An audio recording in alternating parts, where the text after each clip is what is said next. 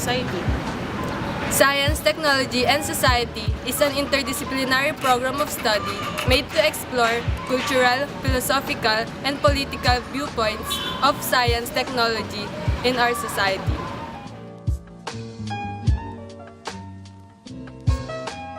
We can preserve our country's culture and history by passing them from generation to next generation and maintaining the practice and application of such belief and traditions so that they can stay alive.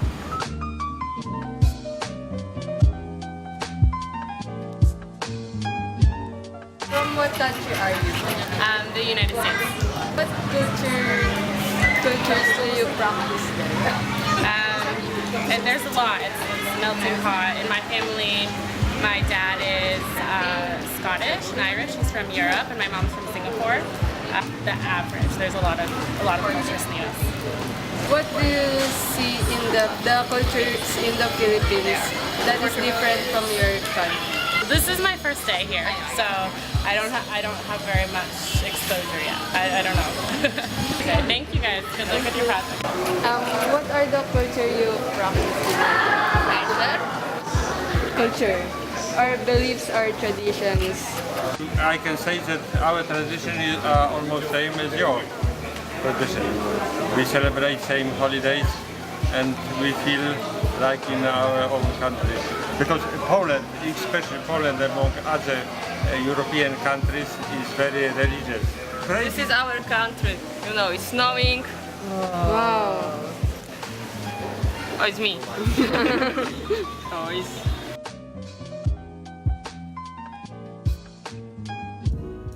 What I do not understand and still trying to figure out in culture and history is the Filipino identity, especially its compromising sense of community, emerged not in the 19th centuries with the Ilustrados, but much more earlier in the 16th and 17th centuries, which is when the peoples of the archipelago were irreversibly changed by the arrival of Western tools and technology brought by the Spaniards. The Filipino soul was born through the people's encounter with Western technology, and was corrupted and diverted from its ancient destiny. If the illiterate peoples of the past were indeed ignorant, how come they were able to build magnificent churches and other cultural wonders which we today cherish as natural treasures?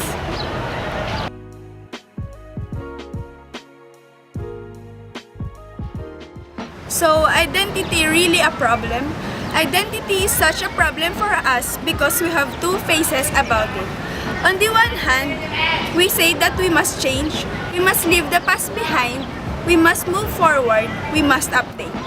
On the other hand, we insist that there is a primeval Filipino identity to which we must make our way back. I agree that today, identity of the Filipino is a problem.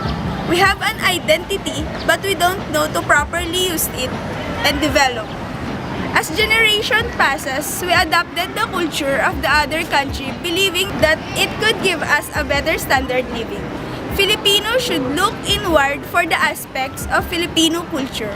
This means even there are foreign influences, we must still stick with our own culture, because patronizing our own shows our Filipino identity. Culture can be seen as traditions that creates cohesion and continuity in society. It has a lot of different meanings throughout the history. It is the traits of population's behavior, values, and beliefs.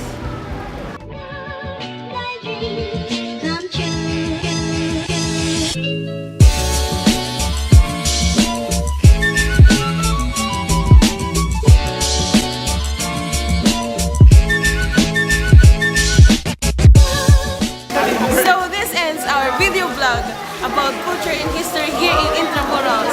Thank you for watching! Hi guys! We are here! And maintaining the... Let's leave the past behind. We must for... wait lang. In culture and history is... It is the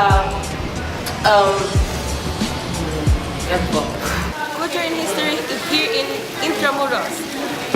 Thank you for watching! Medyo halata yung pagpadyak ko doon.